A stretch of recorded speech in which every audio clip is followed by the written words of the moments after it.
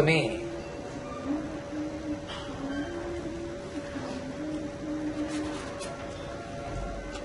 சமஸ்காரத்திலே துவங்குகிறாள்.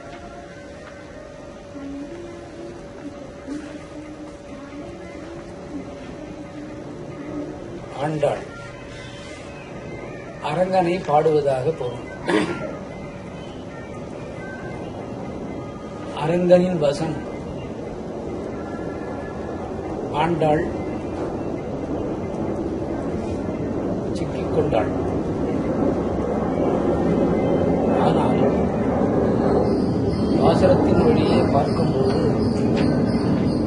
கிருஷ்ண அவதாரத்தில் நான் உடன் இருந்ததாக வர்ணனை அமைகிறது.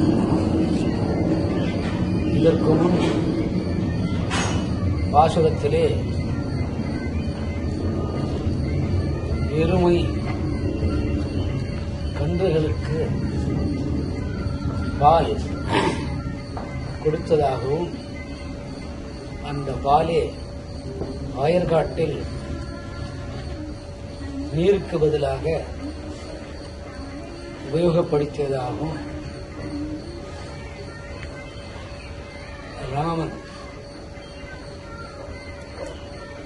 ராவணனை கொல்ல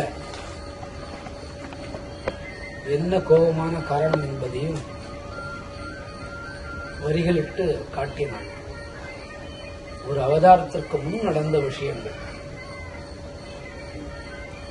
கிருஷ்ண அவதாரத்திற்கு முன் நடந்த விஷயங்களை 12வது பாசுரத்தில் சொல்கிறார்கள். 12வது பாசுரத்துப்படி கண்ணனின் பெயர் சொல்ல 5வது அறிவான விலங்கினங்களுக்கும் ஞானம் கூடும் என்ற உமையோடு காட்டுகிறாள். விசேஷம்தான். 13வது பாசுரம் கிருஷ்ணனையே வர்ணிக்கின்றாள்.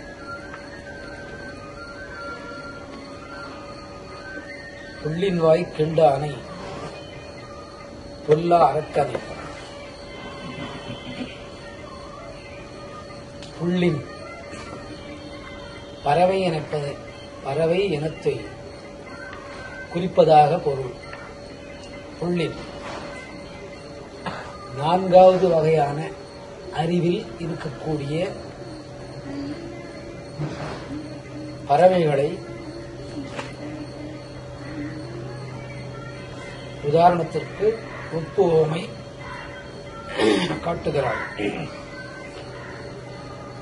ஒரு பாசுரத்திலே சொல்லவில்லையா, கீசு கீசு என்றும். அதேபோல் பறவை இனங்கள் உள்ள அனைத்து பறவைகளும் இறைவனை காணும் வல்லமை பெற்றவை.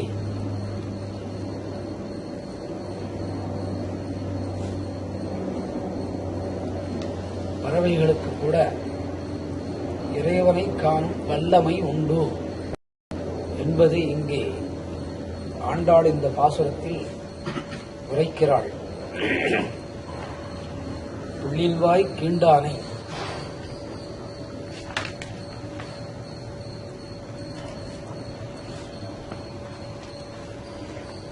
என்று ஆரம்பிக்கிறார்.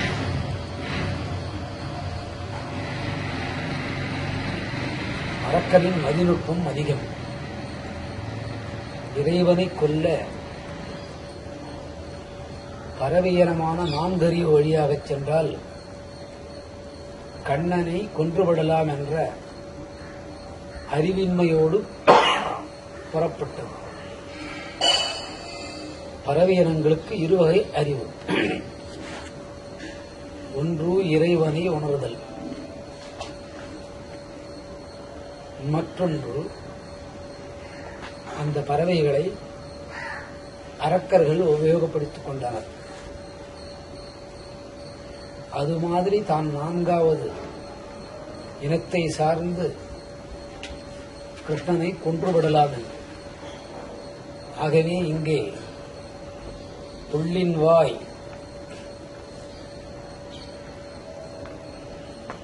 பறவையின் என்ன வகையான பறவை என்பதை இங்கே மறைமுகமாக சொல்கின்றார். ராமாவதாரத்திலும் பறவை இடம்பெற்றது. கிருஷ்ணாவதாரத்தில் அதை வர்ணிக்கின்றாள். பறவை இனங்கள் கூட இறைவனை கண்டுகொள்கிறது. ஆறாவது அறிவான மனிதன் இந்த தகுதியை இழக்கின்றான். 5க்கும் 4க்கும் இடையிலுள்ள மிருகங்கள் கூட இதிகாசங்களில், புராணங்களில், வேதங்களில் இடம்பெறுகிறது. மகிழ்ச்சிக்கு ஒரு மகிஷாசுரன்,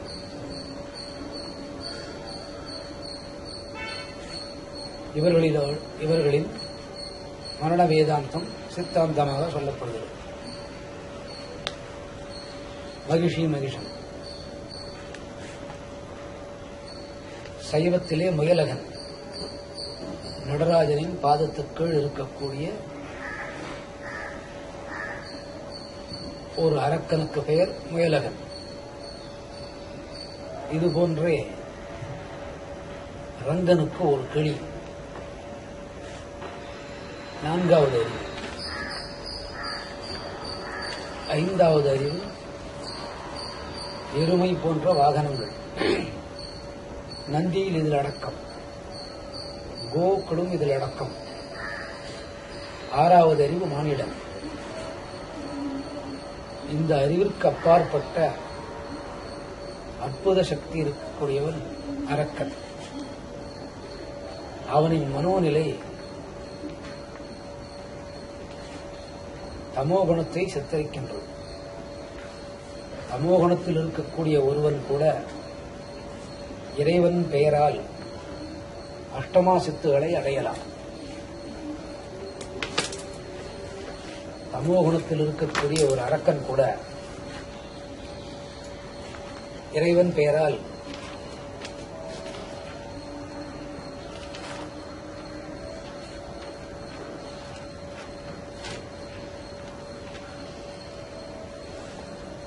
அஷ்டமா சித்துகளை அடையலாம். அஷ்டமா சித்துக்கள் அடைந்ததன் பயனாக தமோகுணத்தில் இருக்கக்கூடிய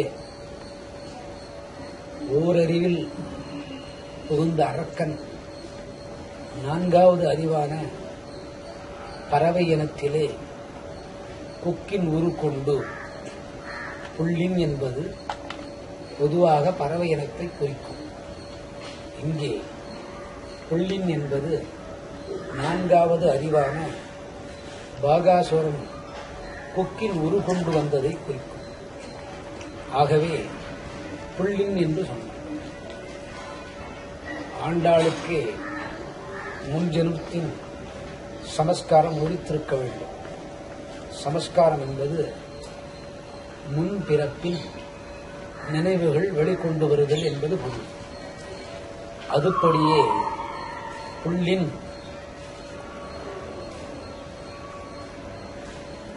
வாயை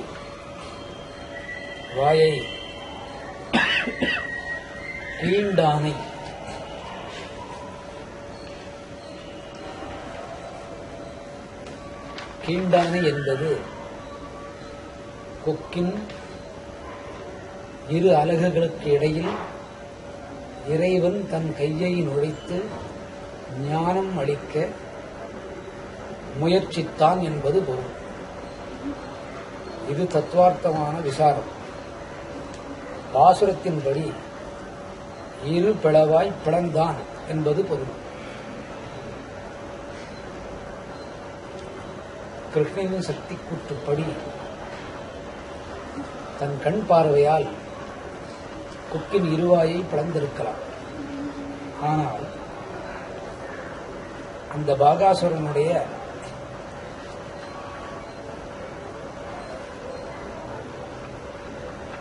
வாயுக்குள் தனது கையை நுழைத்து ஆனந்த இஷ்ட சித்தியை பரிசமாக அளித்தார். என்னதான் இருந்தாலும் கொக்கினம்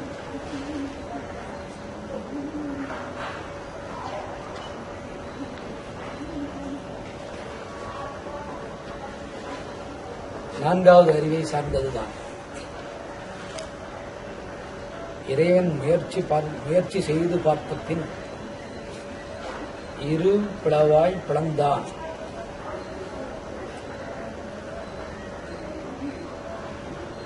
கொக்கின் இருவாயை பிளக்க காரணம் உண்டு. புள்ளின் வாய் கீண்டானை.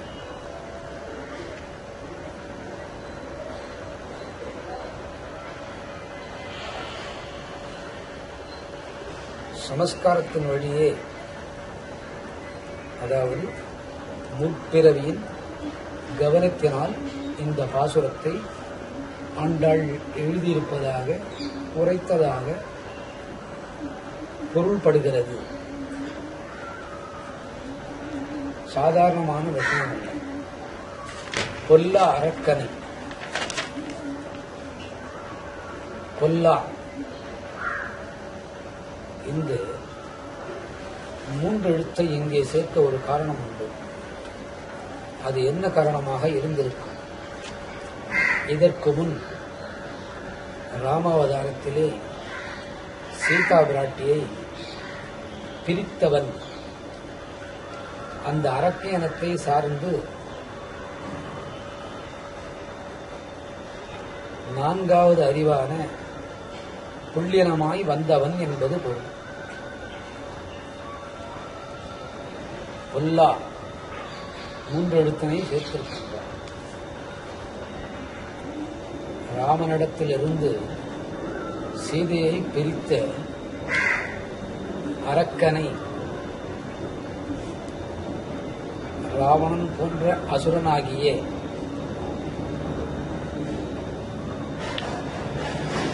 ஓரறிவு காமோகனத்தில் இருக்கக்கூடிய அரக்கர்களுக்கு கூட இறைவன் பரிசத்தினால் தத்துவ ஞான விசாரத்தை அளிக்கின்றான்.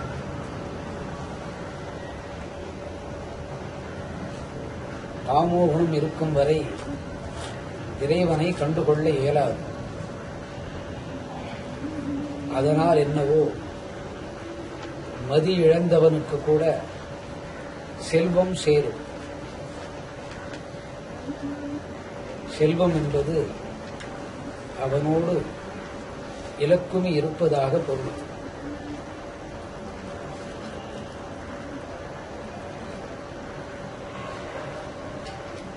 ஆறாவது அறிவுக்கு மேற்பட்ட ஞான பொக்கிஷம் இந்த லக்ஷ்மி. அவன் நன்றாக அதை பயன்படுத்தினால் ஆண்டவன் அருள் கிட்டும்.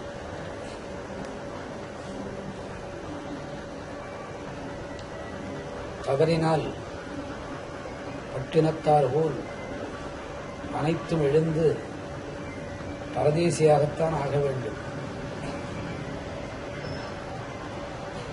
எது மாதிரி கிள்ளி கெடுத்தானை, கிள்ளி களைந்தானை, கிள்ளி களைந்தானை.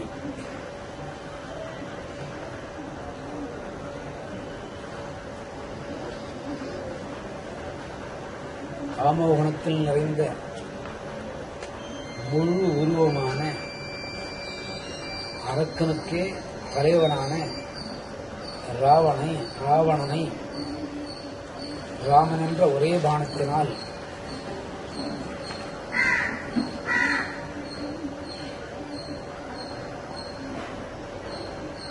கொன்றான். ராமனின் பெருமை இங்கே தெரிகிறது. ராமனின் பெருமை எப்படி தெரிகின்றது? 10 தலையுள்ள ராவணனை ஒரே பாணத்தினால் ஒரே தலையுடைய ராமன் தகர்த்து விட்டார். இதனால்தான் ராமனுக்கு சக்கரவர்த்தி திருமகன் என்ற பெயர் கிடைக்கிறது. அதுதான் இந்த கீர்த்தி. கிள்ளி களைந்தானை கீர்த்திமை. கீர்த்திமை என்பது பெருமை.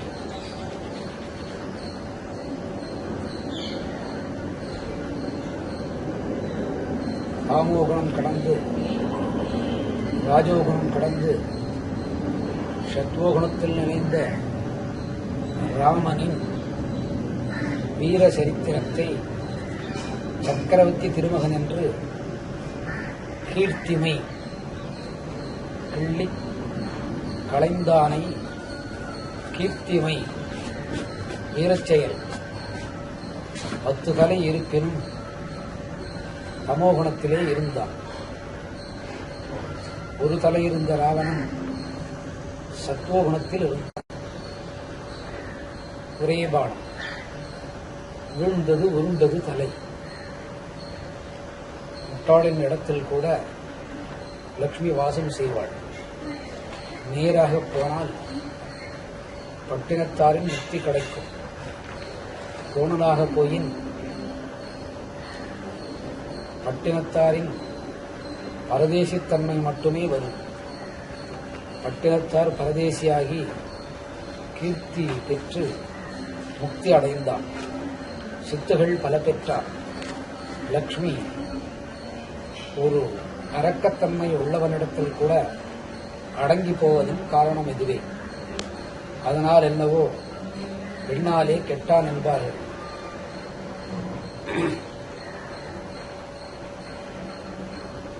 ஆவதும் பெண்ணால் அழிவதும் பெண்ணால்.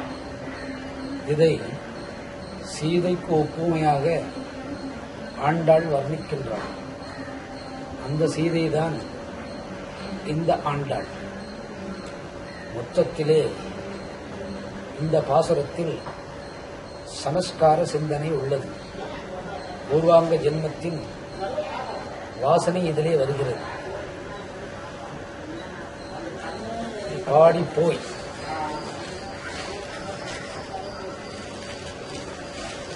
கீர்த்தியை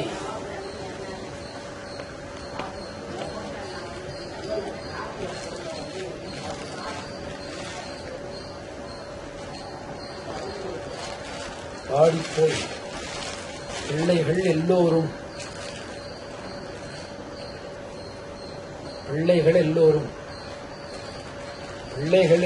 என்பது ஆயர்களுக்கு பெண்களுடன் ஆண்டாள் என்பது பொருள். பாடப்போவது யாரை? ஒரே ஆண்மகன். அந்த ஒரு ஆண்மகனை பாடக்கூடிய பெண்களுக்கு பிள்ளைகள் எல்லோரும் என்று வர்ணனை கொடுத்தாள் ஆண்டாள்.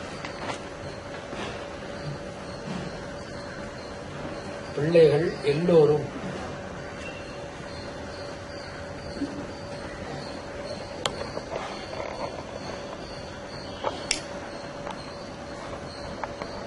பெண்பாலை ஆண்பாலாக சித்தரிப்பது போல்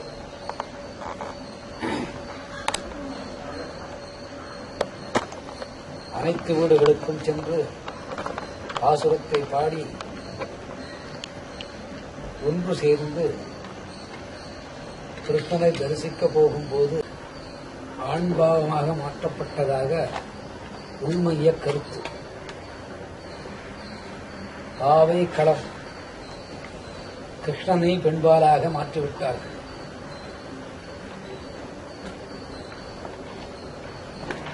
அப்படி மாற்றப்படுமேயானால் பெண்ணாக இருந்த ஆண்டாள் கோஷ்டியார்கள் ஆணாக மாறி ஆணாக இருந்த கிருஷ்ணன் அவனை பெண்ணாக மாற்றி அவனிடத்தில் இவர்கள் சேருவதாக பாசுரத்திலே சமஸ்காரத்தினை அடிப்படையாக வைத்து பாடியிருக்கிறாள். பிள்ளைகள் எல்லோரும் பாவை களம் புக்கார் புகுந்தனர்.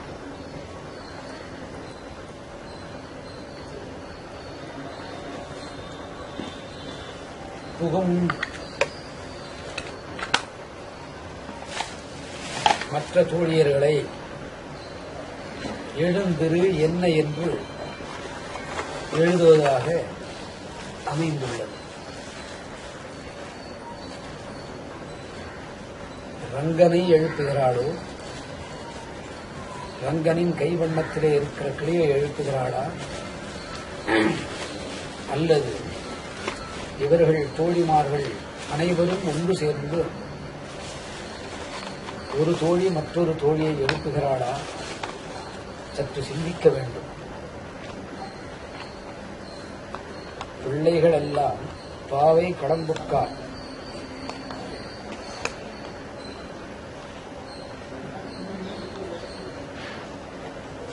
வெள்ளி எழுந்து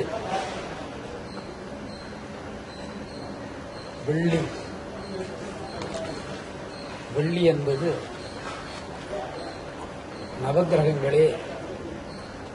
நவகிரகங்களில் ஒன்று. சூரியன், சந்திரன், செவ்வாய், புதன், குரு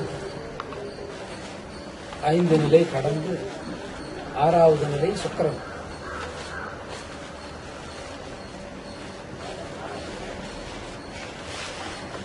வெள்ளையனை எதிர்கொண்டு போனாலும் போகலாம், வெள்ளியை எதிர்கொண்டு போகலாகாது.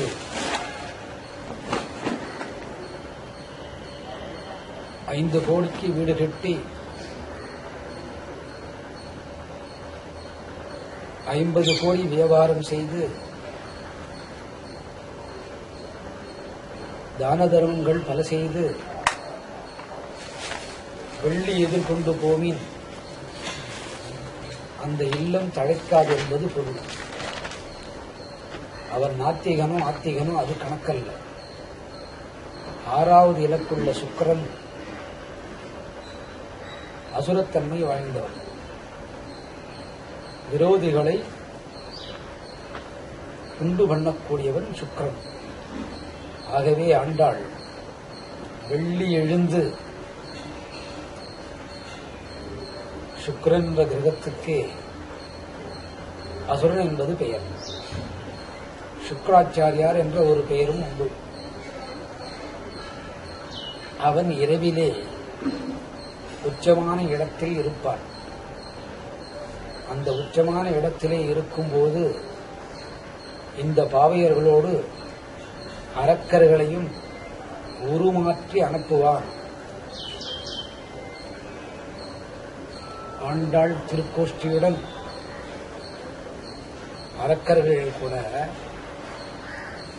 அரக்கர்களை கூட உருமாற்று பெரியனமாக சுக்ராச்சாரி அனுப்பிவிடுவார். ஆனால் அதற்கு முன்கிழமை பாருங்கள், வியாழன். வெள்ளி எழுந்து வியாழன் உறங்கிற்று என்று பாடுகிறாள். வியாழன் என்பது பிரகஸ்பதி.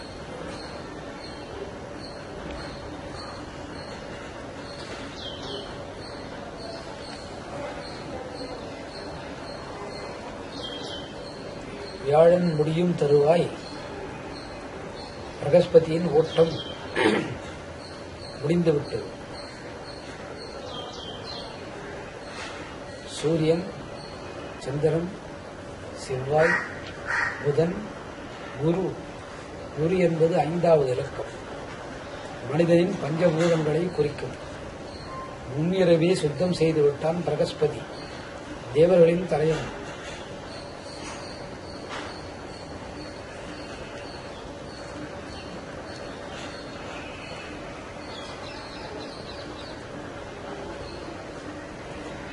சுக்கிரன் என்ற அசுரன்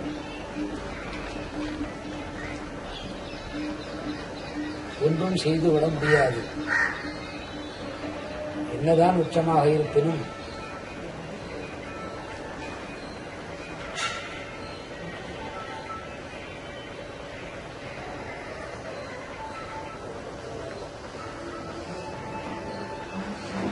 புள்ளின் வாய் கீண்டானை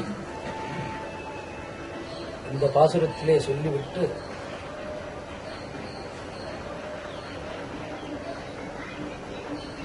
மாரிசன் ராமபாணத்தினால்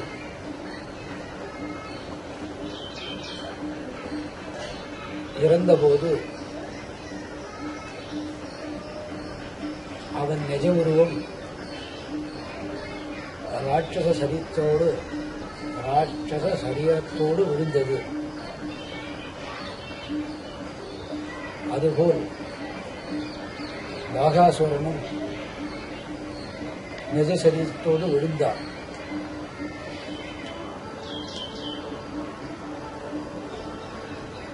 அதற்கு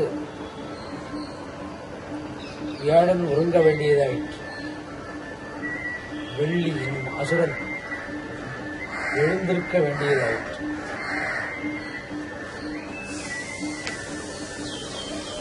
வெள்ளி எழுந்து வியாழன் உறங்கிற்று.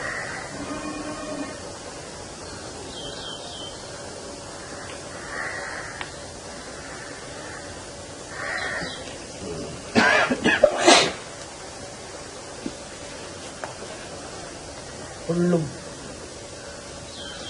சிலம்பினகான் போதாரிக் கண்ணாய்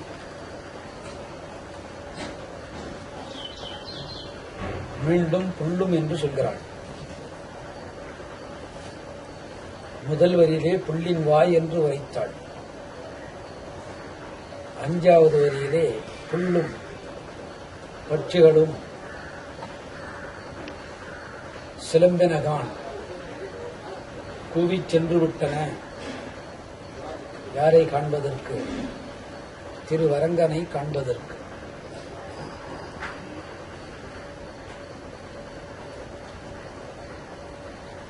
எந்த மாதிரி திருவரங்கன்?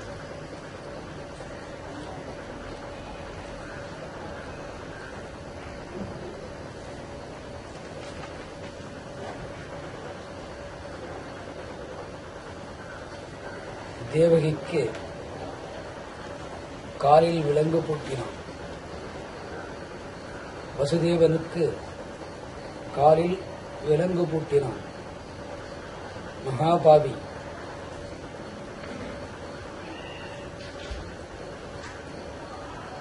தேவகி கர்ப்பமாக இருக்கும் போதே விஷ்ணுவின் தாய் தந்தற்கு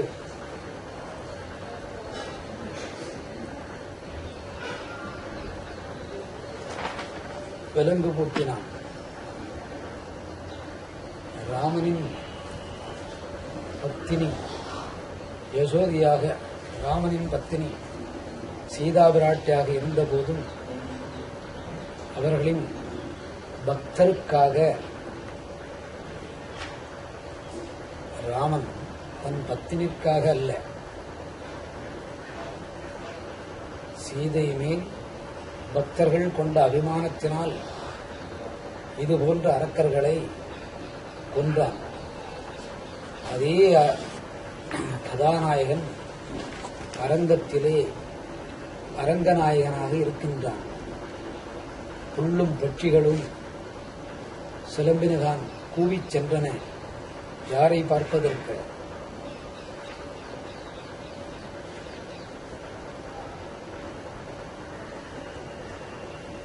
அரங்கனை பார்ப்பதற்கு. அப்படி அரங்கனை பார்ப்பதற்கு சென்ற பறவை இனத்தை போல்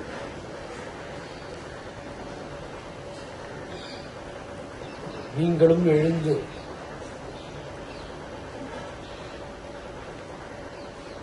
வேத கோஷமிடும் கோபியர்களை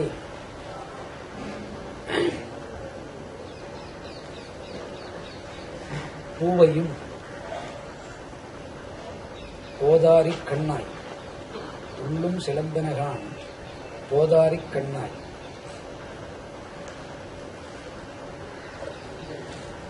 பூவையும் மானையும்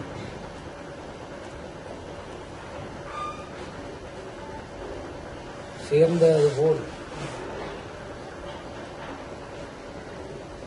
பூவை அழகும் மானின் அழகும் சேர்ந்தது போல்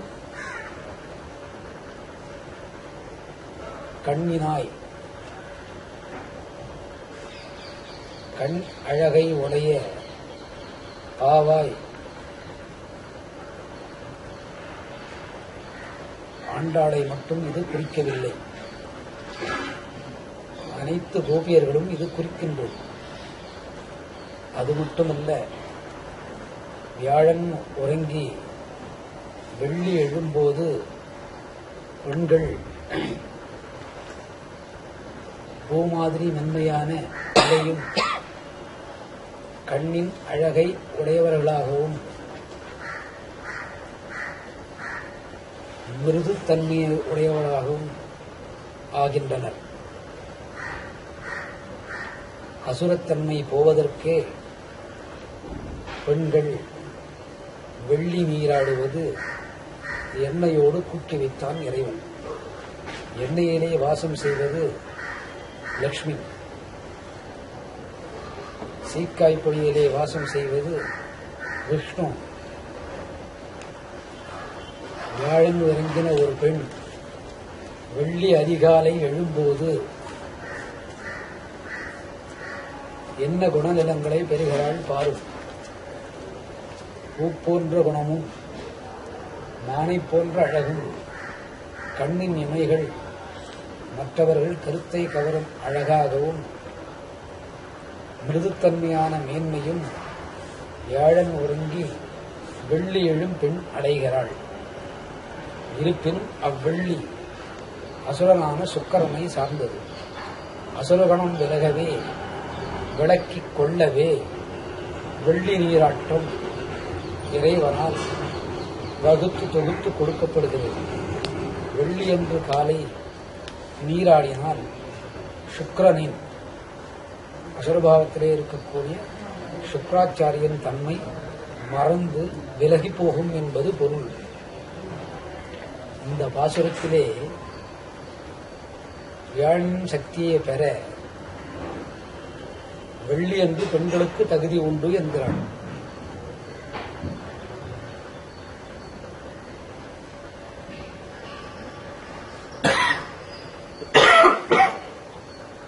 குள்ளக் குளிரக் குடைந்து நீராடாதே.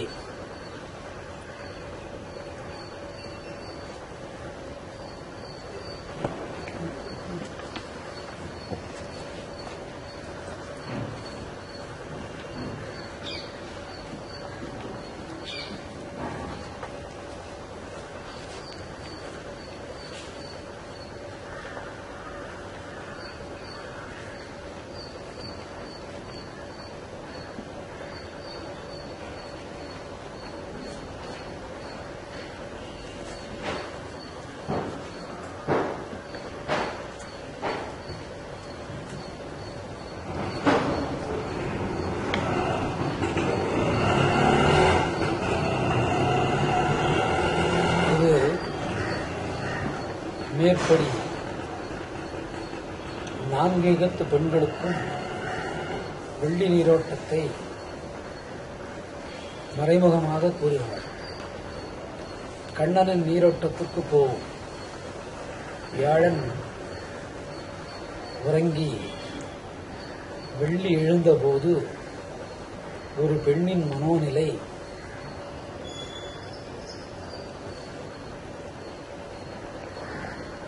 பெரிய குளத்திலே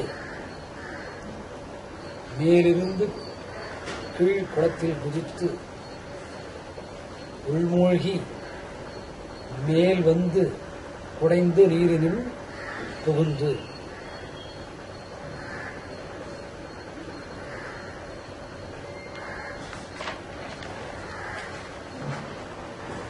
ஸ்நானம் செய்ய வேண்டும்.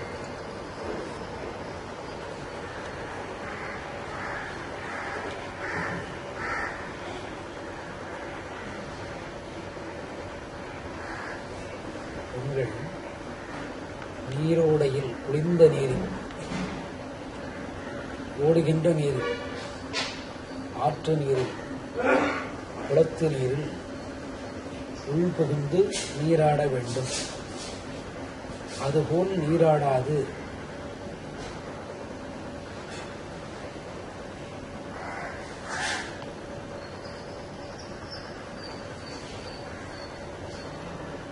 நன்னாள் கிருஷ்ணனோடு ஜலக்கிரீடை செய்து அவன் மடியில் தலை வைத்து படுப்பதாக பொருள். கிருஷ்ணன் தாயாகிறான், கோபியர்கள் குழந்தையாகிறார்கள். குழந்தையோ தாயோ இந்த ஜலக்கிரீடை செய்யாமல்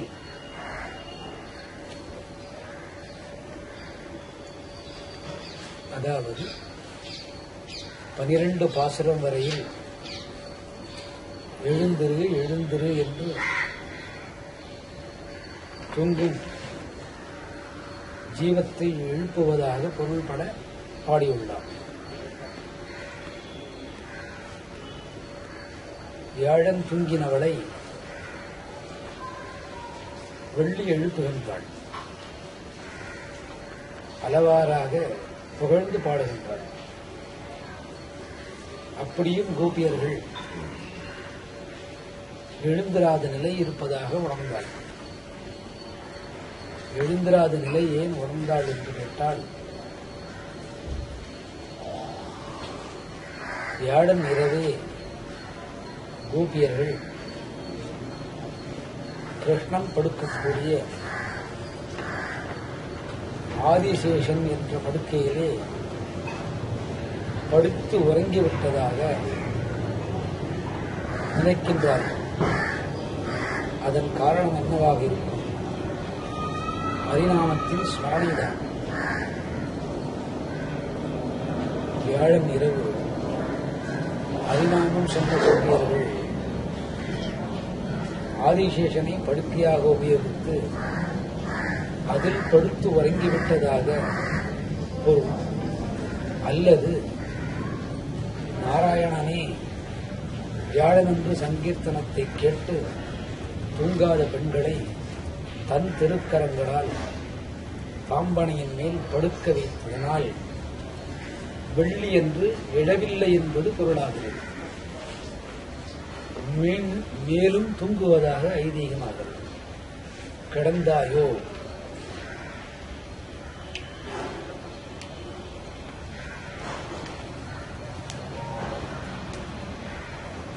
அப்படி வஞ்சனையில் தூங்கிய பெண்களை பார்த்து கிருஷ்ணனோடு கள்ளத்தனமாக தூங்குகின்றாயோ, உள்ள குளிர குடைந்து நீராடாதே பள்ளி கிடந்தாயோ பாவாய். 15,000 பேர் எழுந்திருக்கலாம். 100-200 பேர்கள் வியாழனன்று கிருஷ்ணனின் ஹரிநாமத்தை சொல்லி படுத்து உறங்கியவர்கள் கிருஷ்ணனோடு தான் இருப்பதாக நினைத்து பெரும் தூக்கம் கள்ளத்தனமாக தூங்குகின்றார்கள். அது மட்டுமல்லாது தானும் கண்ணனும் தூங்குவதாக நினைத்து தூங்குகின்றார்கள். அந்த கள்ளத்தனத்தை கூட தவிர்த்து இந்த கோஷ்டியுடன் கலந்து வர வேண்டும், எழுந்திரு என்பதாக பொருள் பாடும்படி பாடியிருக்கிறார். கள்ளம் தவிர்த்து கலந்தேலோ ரப்பாவாய். ஞான மார்க்கத்திலே ஒருவர் இறைவனை பற்றினால் அந்த சூட்சமத்தை கூட மற்றவர்களுக்கு மறைத்து விடுவார். இது மனித இயல்பு. அதனால்தானோ என்னவோ 6 அறிவுக்குள் அனைத்தும் அடக்கிவிட்டான். இறைவன் அதுபோன்று அல்லாதவன். தன் பஞ்சனையில் கூட பக்தனுக்கு இடமளிப்பான். பக்தனின் போராமை குணத்தை பாருங்கள். அங்கே சிறு நேரம் தூங்கிவிடலாம், நம்மோடு இறைவன் இறைவி இருப்பாள் என்பது பொருள். தாயார் தகப்பனார் பிள்ளைகளை தன் படுக்கையில் படுத்து வைத்துக் கொள்வதில்லையா? சற்று நேரம் தூங்க வேண்டும் என்று நினைப்பதில்லையா? அதேபோல் எம்பெருமான் தன் பக்தர்களை தனது பஞ்சனையில் கூட இடமளித்து தூங்க வைத்து ஞானத்தை தூக்கத்தின் வழியே அளிக்கிறார். ஆண்டாள் நாச்சியார், நாங்கள் எழுந்து விட்டோம், வியாழன் கலைந்து போனது, வெள்ளி எழுந்து வந்து விட்டது, வெள்ளியில் சுக்கிரன் என்ற அசுரனை கூட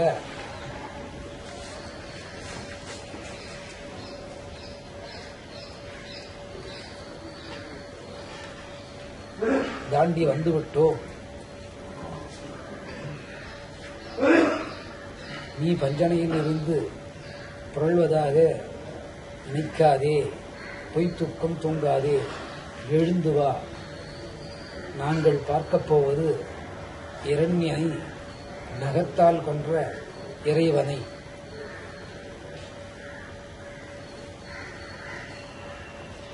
சிங்கத்தின் பெடரிலே ஏறி சிங்கத்தை கொன்ற இறைவனை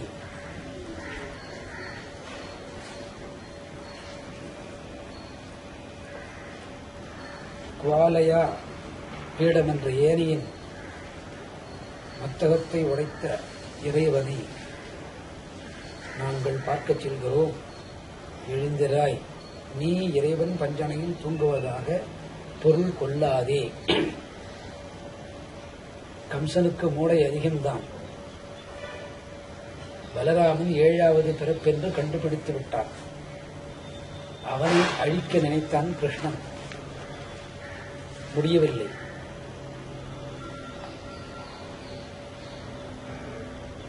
தேவரிஷிகள் மூலம் காப்பாற்றப்பட்டான் என்பதை அறிந்தான் கம்சன்.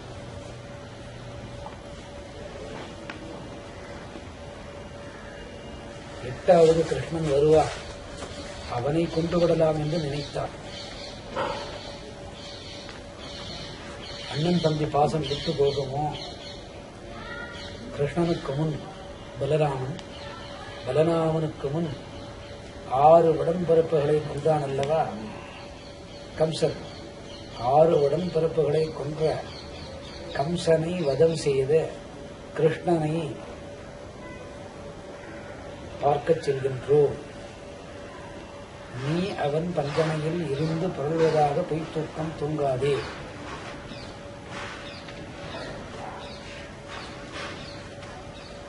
கள்ளம் தவிர்த்து கலந்தேலோர் அம்பாவாய், எங்களோடு கலந்து வாய் என்று உரைக்கிறார். இந்த பாசுரத்திலே ஆண்டாளுக்கே சமஸ்காரம் என்பது முடித்துக் கொண்டது. தான் லட்சுமி என்கிற நினைவு ஆண்டாளுக்கு வருகிறது. ஆண்டாள் தன்னையே மறந்து போகிறாள், தான் ஆண்டாள் என்பதை. ஒவ்வொரு அரக்கனையும் இறைவன் பல அவதாரங்களில் கொண்டிருக்கிறார். அப்போது ஆண்டாள் உடன் இருந்ததாகவும் அந்த அழிப்பனை தான் நேரடியாக பார்த்ததாகவும் இந்த பாசுரத்திலே உரைக்கின்றாள். ஆண்டாளின் சமஸ்காரம் கூட 13வது பாசுரத்தின்படி அமைந்துள்ளது. சராசரி மாநிலர்களுக்கு சமஸ்கார சிந்தனை வரும். முற்பிறப்பு கர்ம வினையால் செய்த நோய்கள் விலகும். அதற்கு ரோகம் என்பார்கள். புற்றுநோய் ரோகத்தின் வழியே வருவது, பெருவியாதி அரசு வியாதி ரோகத்தின் வழியே வருவது. பெரியோர்கள் செய்த ருண காரியத்தினால் பிள்ளைகளுக்கு சாரும் என்பார். அது பல பிறவிகள் தொடர்ந்து வரும். அதுபோன்ற வியாதிகள் தீரும் என்பது. ஒரு குடும்பத்திலே ஆண் வாரிசு அற்றுப்போகும். அந்த பாப விமோசனம் சமஸ்கார சிந்தனையானால் சீராகும் என்பது பொருள். புத்தர தோஷம் என்ற கூடிய மலட்டுத்தன்மை விலகும் என்பது பொருள். ஸ்ரீதேவி பூதேவி என்று உண்டு. ஸ்ரீதேவி இருக்கலாம், வீட்டில் பெண்கள் அழகாக வருவார். பூதேவி இருக்கலாம், பெரிய அழகான அடுக்கு மாளிகை அமையும். மூதேவி இருக்கப்படாது. மூதேவி பற்றுவது பெண்களை தான். ஸ்ரீதேவி, பூதேவி, லட்சுமி, மூதேவி என்பார். இந்த மூதேவி தன்மை ராகு, கேது, சனி கிரகத்தினால் ஏற்படக்கூடிய விஷயம். சனியோ ராகு கேத்துவோ கூட மறந்து விட்டு விடுவார்கள். சுக்கராச்சாரியாரின் நிலையில் வந்த சுக்கிர கிரகம் இதை விடாது. கர்மத்தின் வழியே தொடர்ந்து வரும். இந்த கர்மத்தின் வழியே தொடர்ந்து வரக்கூடிய மூதேவி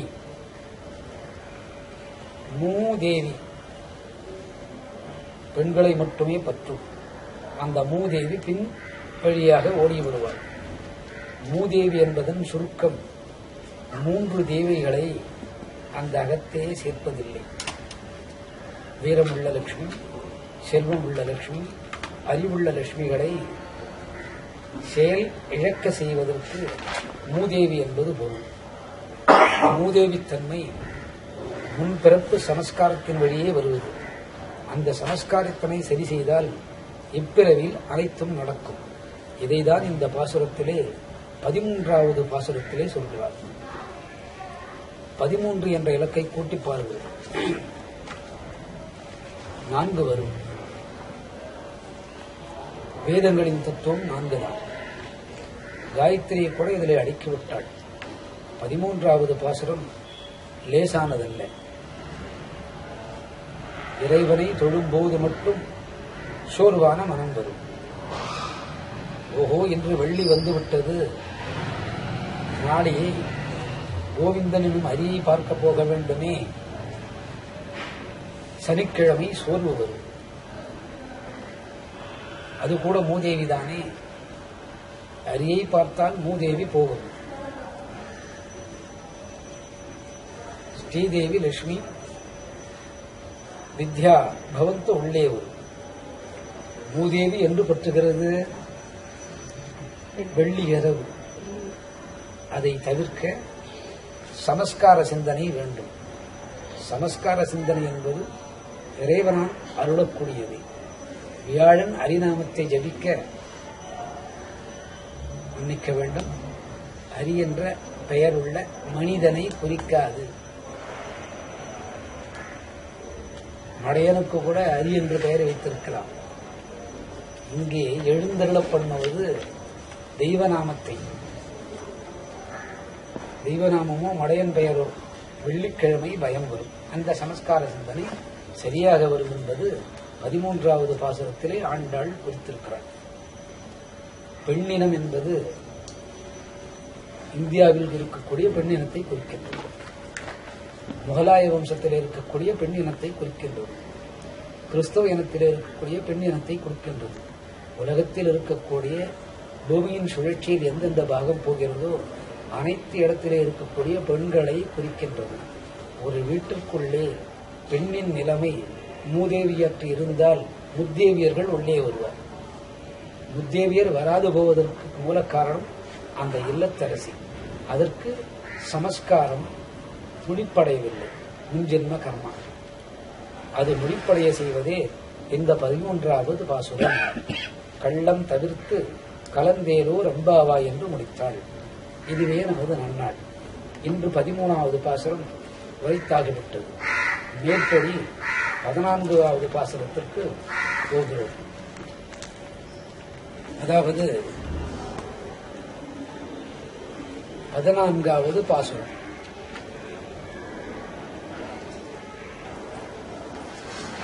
துவக்கம் நன்றாக அமைத்துவிட்டாள்.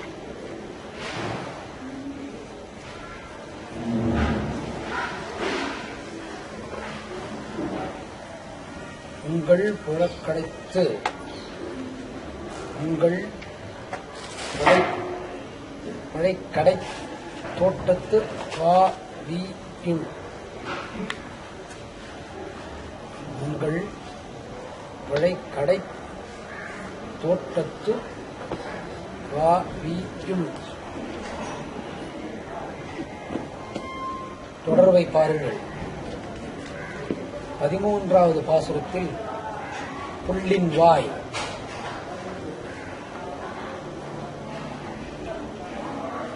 புள்ளின் வாய் முதலிடத்திலே கொடுத்தாள். 14வது பாசுரத்தில் உங்கள் புழை கடை தோட்டத்து வாவியுள் என்று ஆரம்பித்தார். சமஸ்காரம் என்பது முன்ஜென்மத்தின் நினைவு வாசனை. முன்ஜென்மத்தின் நினைவு வாசனை எங்கிருக்கிறது என்பதை 14ஆம் பாசுரத்திலே பறைசாற்றுகிறார். உங்கள் பக்தர்களாகிய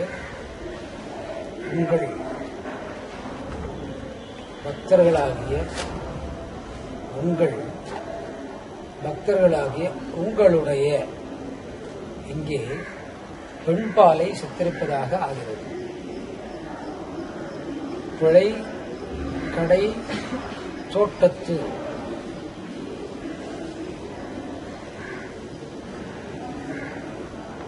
வாவியுள் பெண்களாகிய உங்கள் வீட்டுக்கு பின்னகத்தே இருக்கக்கூடிய பின்புறத்தில் பிருந்தாவனம் எனும் தோட்டத்திலே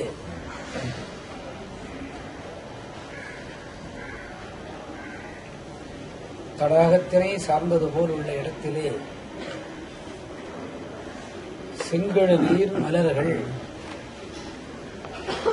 வாய் நெகிழ்ந்து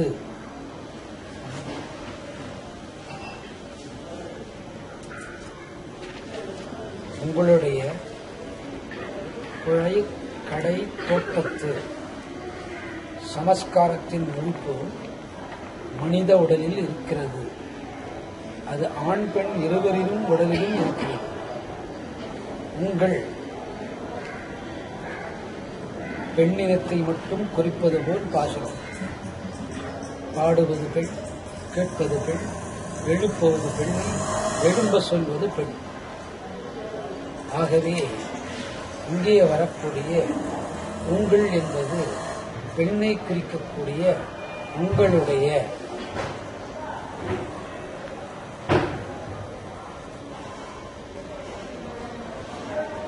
முன்புறம் இருக்கக்கூடிய அவய லட்சணங்களை குறிக்கவில்லை.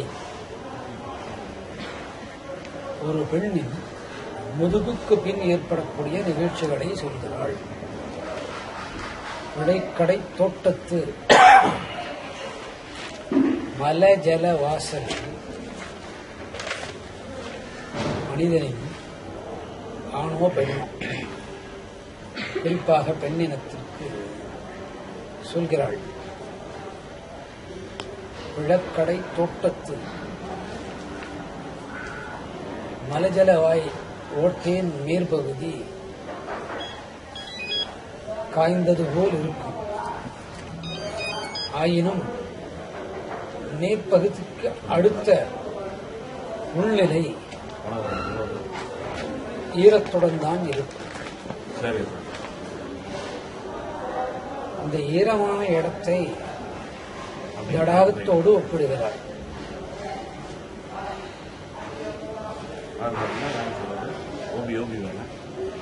செங்கழு நீர் அதிலே இருக்கக்கூடிய திரவ சக்திகள் மலர்களாக ஒப்பிடுகிறாள். செங்கழு நீர் செங்கழு நீர் மலர்கள் என்பது பொருள். செங்கழு நீர் வாய் நெகிழ்ந்து உங்கள் பழக்கடை தோட்டத்து வாயுள் செங்கழு நீர் வாய் நெகிழ்ந்து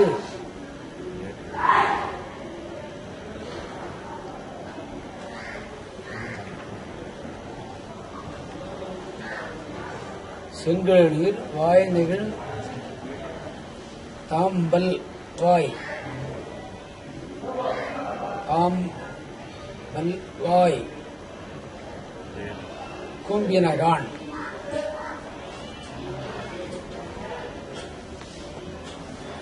குண்டலினி மகாசக்தியானது புழக்கடை தோட்டத்தென்னும் இடத்தில் பெண்ணின் முன்பறக்கத்து அழகை இங்கே ஆண்டாள் குறிப்பிடவில்லை. பெண்ணின் முதுகுத்தண்டு குதத்தில் இணையும் இடத்தை புழைக்கடை தோட்டத்து என்று வர்ணிக்கிறாள். நாம் பின்புறம் இருக்கக்கூடிய முதுகுத்தண்டின் கீழ்ப்பகுதி குண்டலைக்கு ஆதாரகமாக இருக்கக்கூடிய மலவாய் பகுதி மலம் கழித்து விடுகிறது. மலவாய் பகுதியின் பின்பகுதி குண்டலினி மகாசக்திக்கு ஆதாரமாக இருந்து செங்கழுநீர்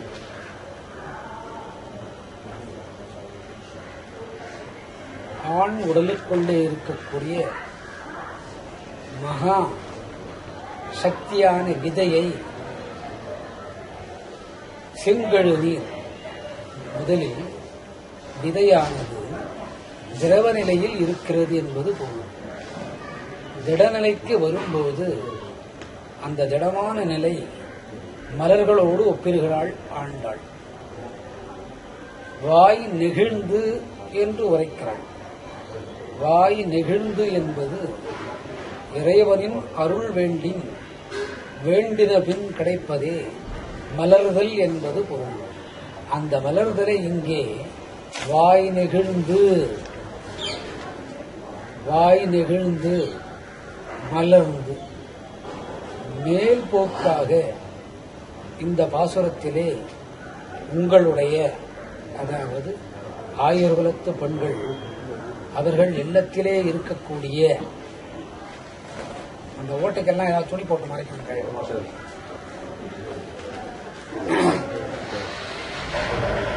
உங்கள்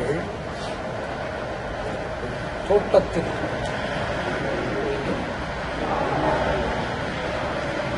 இருக்கக்கூடிய தடாகத்தில்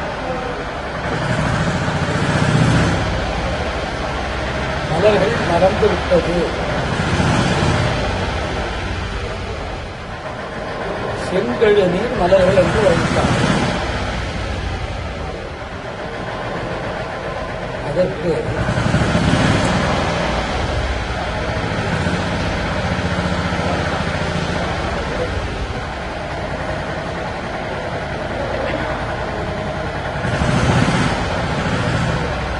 இருவகையான பொருள். முதல் மேலோட்டமாக பார்க்கும்போது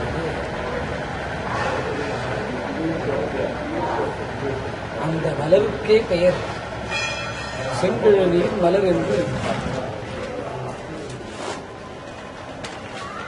மற்றுமொன்று நீர்நிலையில் நிரம்பி இருக்கக்கூடிய இடத்தில் வளரக்கூடிய பூக்களுக்கு அந்த பெயர் வைத்தாள்.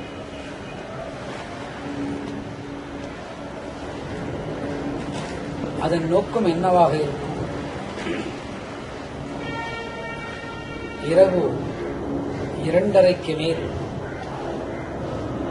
6 மணிக்குள்ளாக வைகரை விடியற்காலை 6 மணிக்குள்ளாக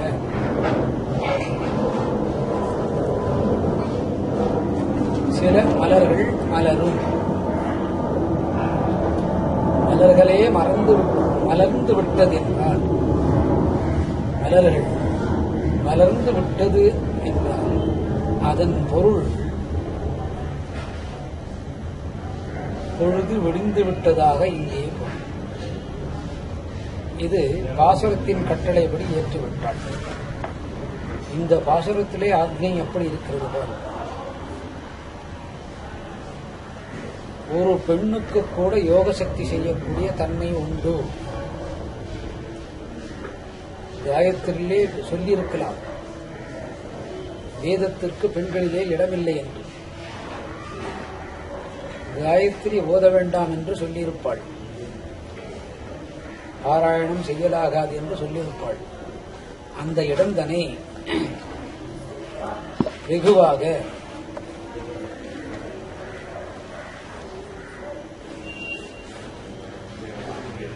மறைத்து பெண்ணை பாராட்டிவிட்டாள். பெண்ணாலும் யோகத்தை பயில முடியும்,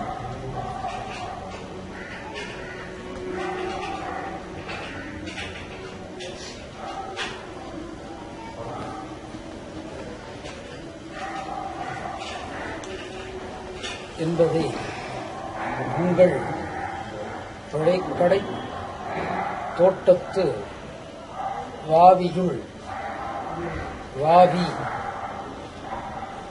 யுள்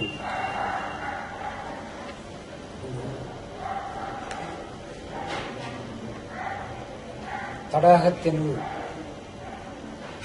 தடாகம் என்பதன் பொருள்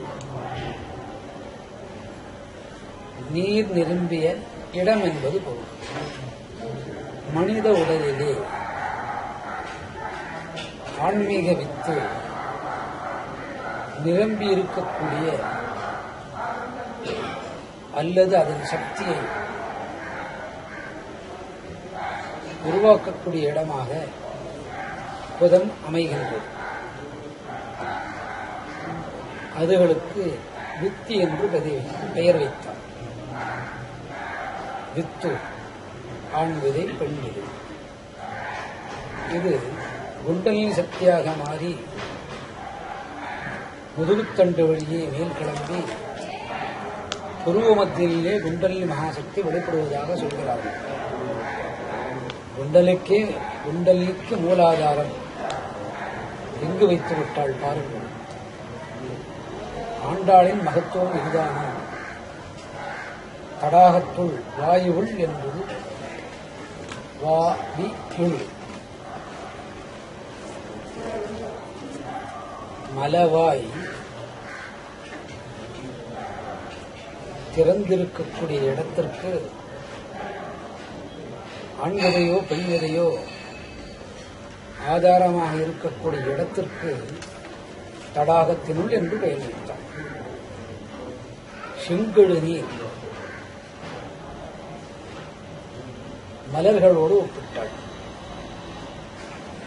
செங்கழு நீர் என்பதன் வெளிப்போக்கு பொருள் தேவையற்ற நீர்களை வெளியேற்றி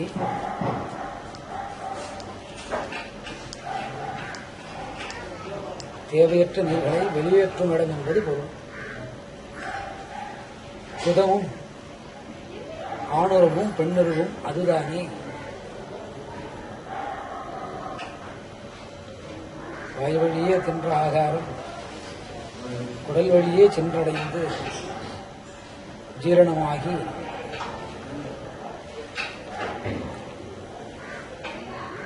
செங்கழு நீர் எனும் இடத்திலே வந்து சேர்ந்து வெளியேற்றப்படக்கூடிய நிலையில் இருக்கக்கூடிய பொருள்களுக்கு செங்கழு நீர் என்று பெயர். ஆணொருவன் இதை உரைத்து விடலாம், பெண்ணால் இதை உரைக்க முடியாது. காரணம் என்னவெனில் வெட்கம் தலை விரித்தாடும். ஆன்மீகத்திற்கு வெட்கம் என்ற நிலை தேவையற்றது. அதை இங்கே உங்கள் புழக்கடை தோட்டத்து வாவியுள் செங்கழு நீர் வாய் நெகிழ் தாம்பலவாய்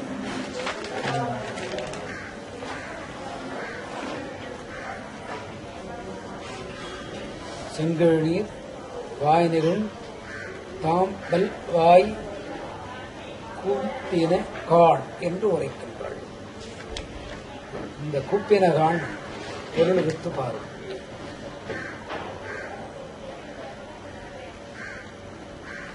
மலர்களை தூங்குகின்ற பெண்களின் கண்களோடு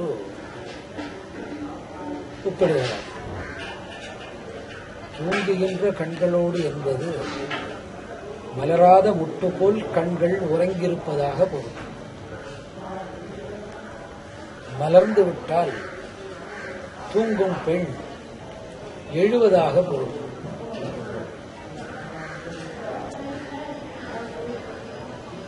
இதை நேர்த்தியான அடையாளமாக வைத்து எழுந்திருக்க வேண்டும் என்று பாசுரத்தில் ஆண்டாள் உரைக்கிறாள். ஆண்டாள் கூட நேரே சென்று ஆயர்பாடி கோபியர்களை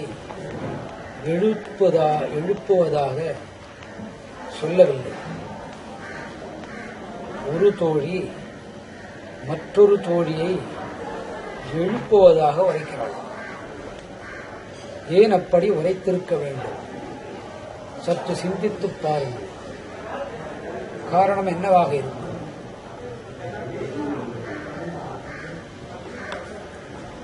தெய்வம் சென்று எழுப்பும் போது அதிர்ந்து விடலாம். ஆன்மீகத்தில் அதிர்வு வருமாயின் தடையல் கோடி வந்துடும். அதிர்வு வந்த பின் ஆசையும் வரலாம். உன் கண்கள் மூடியிருக்கின்றது. சில மலர்கள் 2:30 முதல் விடியற்காலை 6 மணிக்குள் மலரும். சில மலர்கள் இரவில் மலராது, சூரியனை கண்ட பின் மலரும். மலராத பூக்கள் முட்டுகளாக இருக்கும். அதுபோன்று உங்கள் கண் மூடியிருக்கிறதோ மலர் திறந்திருக்கிறதோ அதை தெரிந்து கொண்டு எழுந்திருக்க வேண்டும் என்ற உரையோடு சொல்கிறாள்.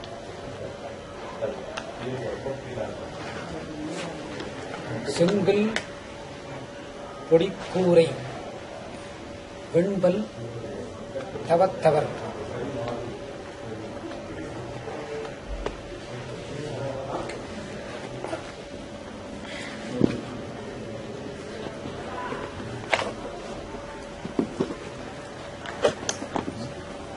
செங்கல் பொடிக்கூரை வெண்பல் தவத்தவர்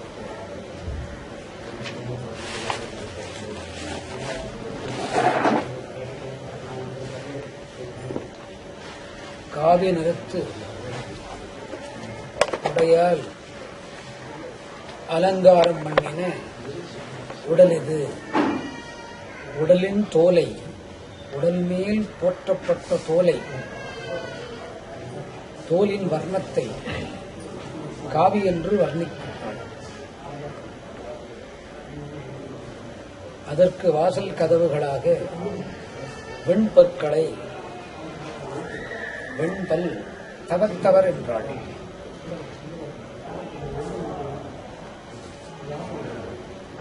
மூவரை, தேவரை, ஞானியர், முனிவரை கூப்பிடவில்லை. மனிதர்களையே தவவேடம் தரித்த